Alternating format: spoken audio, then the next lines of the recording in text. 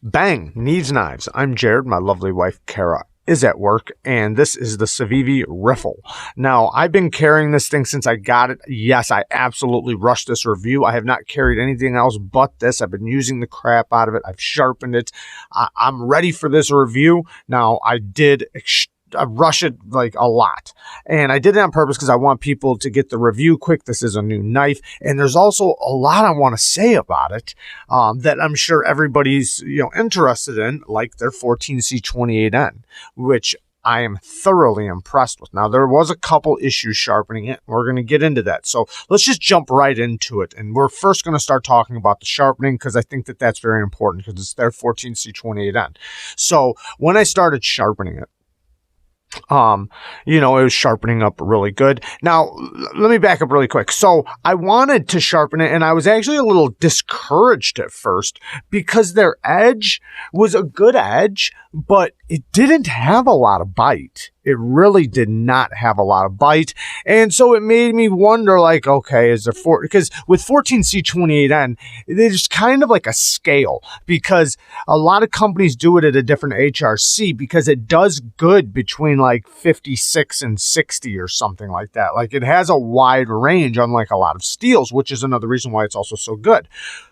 But when you sharpen it, there's some 14C28N that does great with a mirror polish, and there's some that just doesn't. It doesn't keep a good bite, and I think that determines like how high the HRC is or how good a quality their heat treat process is. Now, like I said, 14C is easy to heat treat, but I thought possibly it wasn't that good because it was skating off of things. Now, it's very thin behind the edge, but besides that, aside from it just going through materials because it was thin, it wasn't catching, like the bite in the edge just wasn't. So, I really wanted to know, okay, well, let's check it out. So I started sharpening it.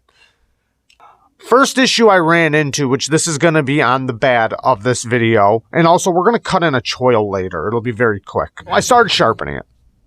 Put it on the stone. I did one side, and I wanted to show why this choil, the choil that they have here, isn't that great. So if you see the choil, you can see the big smile there. Well, when I sharpened it at basically their angle, the angle that they provided, which was, I think it was like 22, 23 degrees or something like that. I didn't test it, but that's what I'm guessing. I didn't hit the choil, okay, so it would have been fine, but on the second sharpening I absolutely would have. But I wanted to lay my edge back a little bit, so when sharpening it, the other side, and I'm gonna show you guys that one side it shows that I didn't hit the choil because I kept it at their same angle, but like I said, I would have hit it if I would have kept sharp, or if I would have sharpened it twice. So on the other side, I laid the edge back a little bit. And I laid the edge back, and it immediately hit the choil. So I already knew that this was a choil I wasn't gonna like, and that I was gonna have to cut myself my own in, which is okay because they left you access to do that. So no complaints about that, really, aside from that they could have just given it to me from the back. So you see the smile back here where it's really hitting, where it's into the plunge, or not into the plunge grind, it's into the choil. Okay, now their plunge grind here does go straight down to the edge for the most part. But I was wondering, because on one side, when I did wind up going to the other side and I matched the angle up, there was still a difference. So I was wondering, like, am I holding my angle off? No, I was not. So one side of this grind is off by a little bit from the other side. You can actually see it right here in the plunge. If you look at right here, you can see how this does not quite match up perfectly. This is not like a perfect triangle right here. One side is a little off from the other side. It's clear as day. But, I did like how they did their plunge grind. And like, so from the thickness of this right here down to the edge, they basically went straight down. From this thickness to the edge, they went straight down right, let me get a knife, right here. But then from here to here, there's also another taper. So that's why, you know, you kind of hit it a little bit, because it is a little thicker right there where their plunge grind is. But for the most part, you know, it's not, it's pretty much the same thickness here as right here. Now, the thickness from here going up the blade is a big difference. And we'll talk about that here in a second. I want to finish talking about sharpening. So after I realized that, okay, the grind is off a little bit, but I kept working at it, kept sharpening it. And as I'm progressing through my stones, I start getting towards the mirror end, or the more polishing stones. And it's polishing up really good. Actually, halfway through, I started noticing that, man, this thing's going to polish not only very easily, but it kind of made me worried, like, oh, man, I hope it's sharp. So I got to my stone, like basically my polishing stone, and it was doing great. So I was like, okay, I'm going to go to my last stone. This is awesome. I'm loving it. Got to my last stone, and man, it is so sharp. I mean, it is ridiculously sharp. Stupid sharp. And I know it's very thin behind the edge, which I'm going to tell you guys that number in a second, but fresh off the stone, no strop, I cut through paper towel, holding on to the corner of it from from it just like coming off the roll, and very cleanly. Like, normally there's some edges that are just fine for doing that are polished, but a lot of times I like a little bit of a toothier finish to go through paper towels, but there are some mirror edges that do great, and this is one example of when it did so good going through that paper towel. I mean, this thing is so sharp. It's so sticky. It kept a really, really good amount of bite. I mean, if you look at it just the way it, like, when it touches my skin, I mean, it instantly starts cutting. So basically, I'm trying to say that I'm very impressed with their 14C28N. I'm actually even more impressed with it than I am Twosun's 14C28N. Now, I can't say how the edge retention is. Hopefully, Outpost 76 can talk about that. As far as I'm concerned right now, it's holding up just fine for me. Even when I was cutting with the factory edge, it didn't give me any issues, really. It just wasn't that nippy. It didn't have a lot of bite in it. But let's talk about the action, and then we'll talk about cutting performance, because I know we're spending a long time on this video. So the action is really good. The detent is so crisp. It's very, very nice. The hole, this has a strong detent, but in a good way. So you have a big hole here. Ooh. So you have plenty of access to get your whole finger or just the meat of your finger, you know, however you want, because it's a big hole. And since it goes long ways, you can get down here and get a lot of leverage towards the bottom of it. And now when you flip it from the flipper tab, you know, it's got a nice strong detent. Like, I almost can't fail it. Now, I can fail any knife if I really, really try, but I have to absolutely try to fail this. If I'm like hardly trying to fail it, it won't fail. It's very, very crisp. The detent is very, very well tuned. And then the detent ball, when you unlock it, plenty of access to the lock bar. No complaints on that. It is exposed on both sides by a little bit. So when you unlock it, the detent ball is extremely early. So it's almost always past the detent ball, even if you hold it up really high. Now, if you go all the way up to the flipper tab, obviously it's going to hit because it can't move.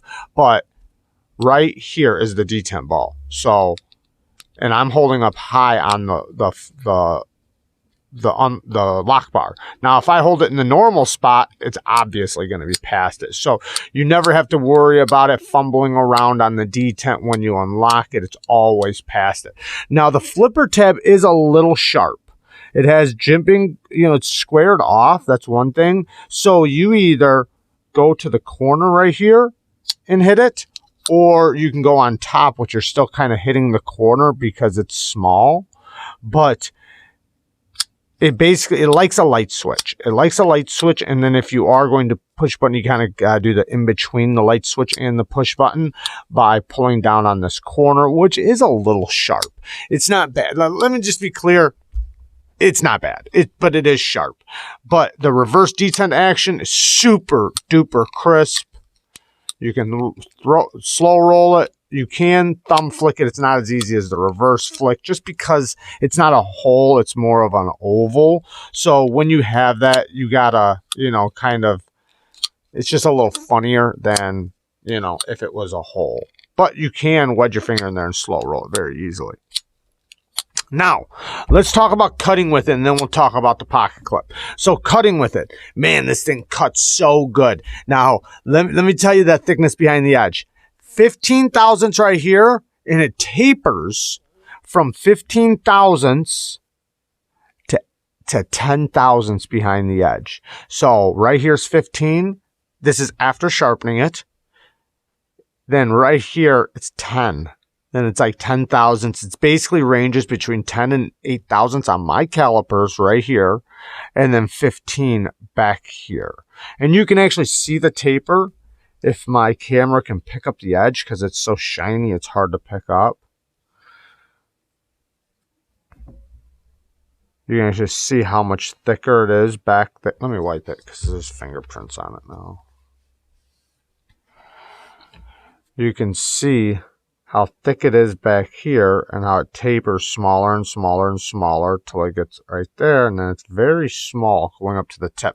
The tip is basically I don't know about the thinnest, but it's tapers down to the tip, which is very thin. So it does have a very acute tip. But cutting with it, it's very comfortable in the hand. So since you have these neutral grips, it has a straight back design, which I love because now it's going to lay right across my palm the way I like. And, you know, neutral grips in the front too. Yes, you have this little taper right there, but it basically just locks you in. Feels very good. So cutting with it, you have the jimping to really lock you in as well. It cuts so good. Really, really good. I'm very impressed with the way it slices and cuts and pushes through materials. You have a lot of leverage pushing through materials. The blade just glides through very, very nicely.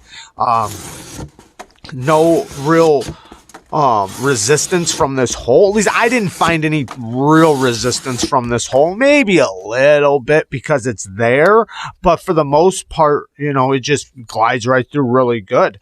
Now you can go up here if you really want to for the push cuts. I just cover it like this flipper tab right here like this when I really want to do push cuts. But for the most part, you're very close to the blade already, or to the edge, I should say. So, you know, you don't really need to put your finger up there.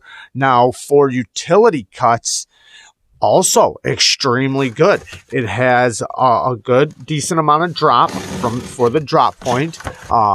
So you have the tip that is very acute and thin, and you can kind of grip your 3 fingers around right there and kind of pinch this spot and get it just like that, and it works so good. Or you can kind of get right up close and really get down if you really need to push through materials. You can get up a little bit closer to the blade with your hand. But the utility cut's very good. It slices, or should I say the cutting performance from the utility cuts are very good. The tip is very acute. Now you're not going to want to bend or pry with this tip. It will chip or break if you do, but if you're just purely using it for cutting, then it's going to do great. And you know, it's very acute to where you can do really fine work with it, and it has a good amount of belly in it to where you got great slicing. It's mostly all belly. There's not really much of a flat area right here because it kind of just rounds up to the tip, but you still have plenty of room for push cuts, for slicing, for roll cuts, for utility cuts. It just is a cutting beast. It works so good. Now, reversible pocket clip. T8s all the way around. Deep carry clip. The clip works just fine. No, it's not inset, but it does have flat screws. And the clip works good. Great amount of tension. It's a Civivi clip. It's actually their new Sencut clip, basically. Yeah, it's the same one they're using on their Sencut knives. This is the Pintail, and you can see it has the same clip. We'll do some size comparisons at the end. But T8s all the way around. You guys know I love that. So very happy with that. The micarta, the quality of their micarta is stepping up a little bit. I wasn't very impressed with it off the bat. I'm not sure if it is the exact same or not. Maybe it is. Maybe it's not. Maybe they're just finishing it different. I don't know. This one I've had for a while. And I did scuff it up before in the past. So I don't know. I'm thinking about dyeing it, though. I'm thinking about dyeing it to a blue or a purple. Maybe make it look like a denim micarta, maybe. I'm not sure yet, but I'll do a video on it, obviously. The liners, I love that they're not polished. They're more of a bead-blasted liner. Lots of milling all through there, so the weight is nice and light. You have a micarta backspacer with a lanyard tube. All right, let's talk about some bad things, and then I want to go back to a few more good things to finish this off. So the one bad thing is the grind was a little bit off from one side to the other. The choil, they did not add a good sharpening choil, and we're going to add one in here in just a second. I will show it. Now, the micarta isn't high grade quality, but it's decent. It seems like it's getting better. I'm not mad at it. I am going to scuff it up and dye it. Another bad thing is I wish they would have just inset the clip. Not that big of a deal. It is reversible, so they would have had to have put a hole over here too. So I understand why they didn't, and it works just fine. The other bad thing is that this is sharp. It does have a kind of a strong detent for a budget knife with such a small, it's just a small flipper tab, and it's a corner right there, and it's jimped. So you can imagine. Now, in all reality, it's not a big deal. I could flip this thing all day with no issues. So I just want to make that clear. I am nitpicking like crazy. But the one bad thing, though, is the grind was off, and the choil needs to be better. It needs to be deeper. They need to just cut it in deeper. It makes it to where you can only sharpen it one time at their angle, and you can't change their angle. Otherwise, you know, it'll just go flat. Or they should have just did it straight across. Don't even put a plunge grind. Do it like Spyderco does theirs.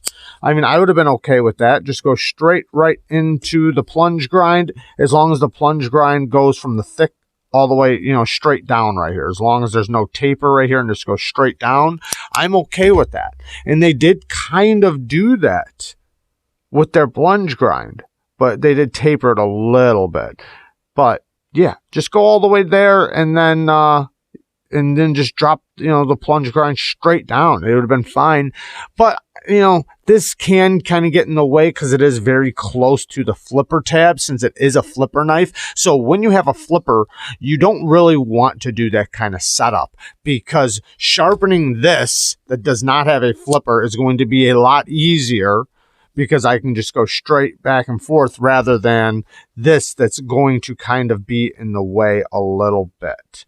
Now, one more thing, I'm not too thrilled on the bead blast. I'd rather be a better type of stonewash. It's kind of like a mixture between a bead blast and a stonewash, but bead blast can attract rust worse than any other finish I've personally seen. I would have rather seen it, you know, just like a regular stonewashed or a satin.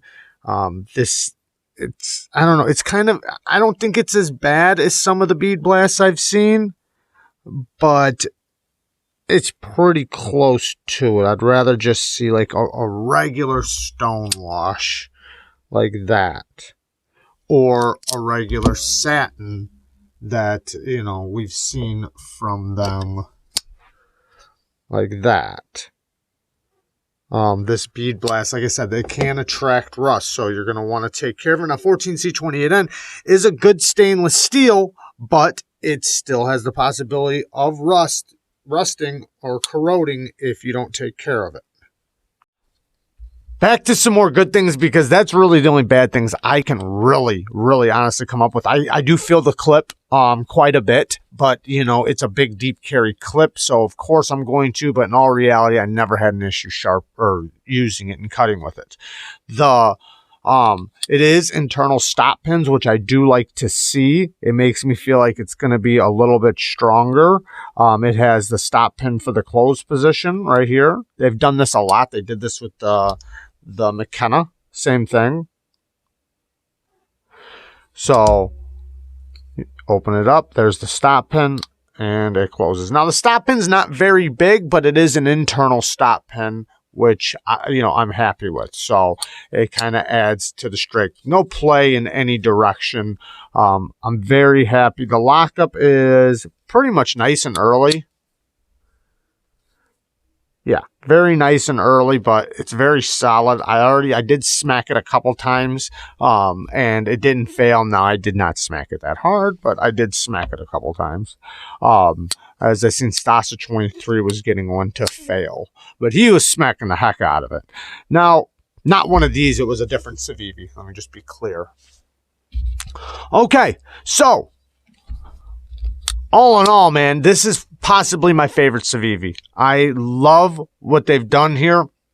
The steel, it's my favorite budget steel. It's 14C28N. I think they did a fantastic job on it. I can't wait to hear some of the cutting guys that do cut tests. I can't wait to hear what they come up with.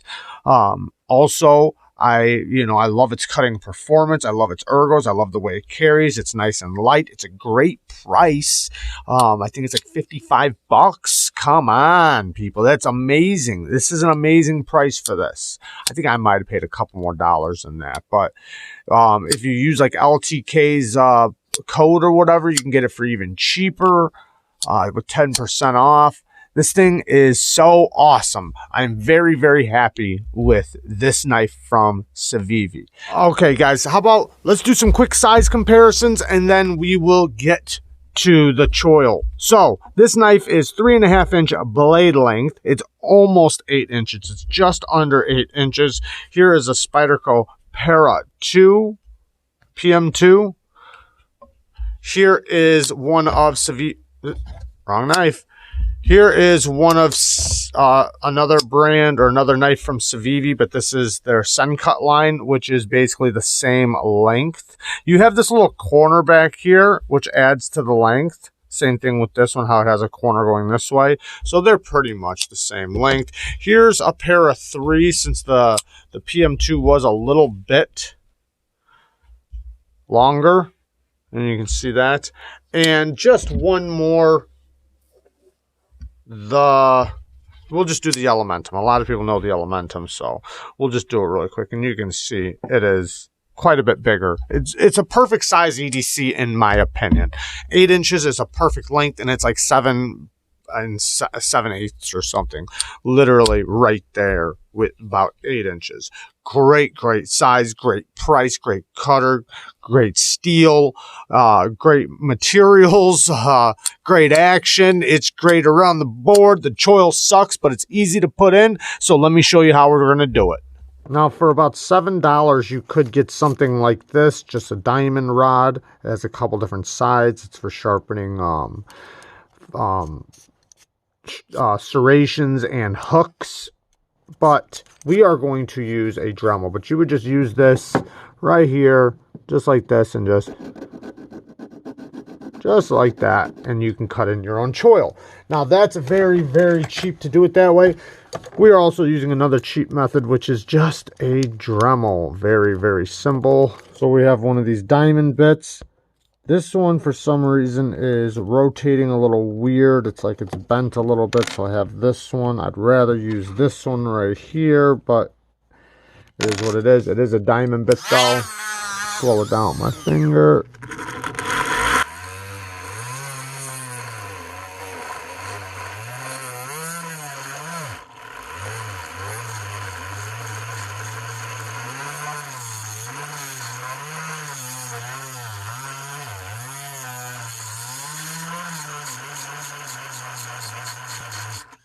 So I'm going to cut it back just a little bit this way. You see how it's got this little edge right there? I don't really like that. So I'm going to go just a little bit. I might just get a bigger bit. Yeah, let me see. Okay, so I wound up switching to an aluminum oxide bit just because it was a little bit bigger and it gave me a little bit bigger of a circle. So I think it looks pretty good. For the focus. You can see the finish difference, you know, but not unless if you're like looking for it. It still looks really good. And this is a user, so I'm not worried about the finish too much. I can always, you know, stonewash if I really cared that much, which I don't. So, and you can barely really see it anyways, you know, up under there.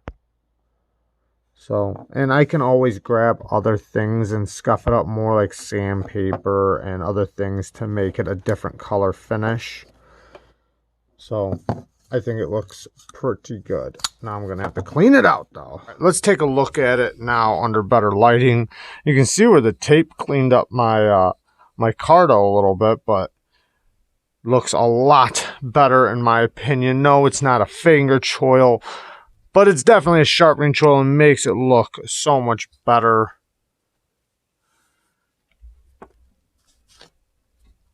So I'm definitely happy with the new choil. Let's check this edge really quick. Woo! Man, that thing is sharp. But yes, I'm very happy with it. I love you guys. Thank you guys for watching and sticking with me. Let me know if you guys have any of Civivi's 14C28M, how you guys have been liking it, how it's been holding up, and if your edge retention's been good, how your edge came, if you already bought one and it still has the factory edge, how was it? I'd love to hear some feedback. I love you guys. Peace.